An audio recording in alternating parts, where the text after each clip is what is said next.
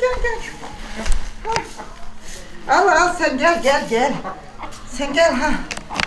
Sen gel yumurtalarınızı yerim sizin gelin.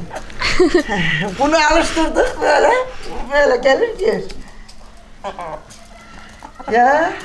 O öyle mi yiyor? He bu böyle yer ha. Bu böyle alışmış. He. Onlar yerden yiyor, o da oradan yiyor. Buna böyle. Bu daha titiz o zaman onlara göre. Azıcık Hint şey var ya bunda bu alıştı böyle yer. Ye kusma Ye. hadi. Tamam iyi Gel rahatsız oldu. hadi kusma gel.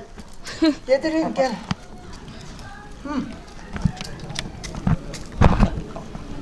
Ya kalk işte bir karı bir koca herhalde 2 kişi. Yavrular gitti canları sağ olsun Allah işlerini rast getirsin. Kurban olduğum gözlerden acı çıkartmasın. Kardeşleri bol olsun hepsinin de kızlarımın, damatlarımın, gelinlerimin, uşaklarımın hepsinin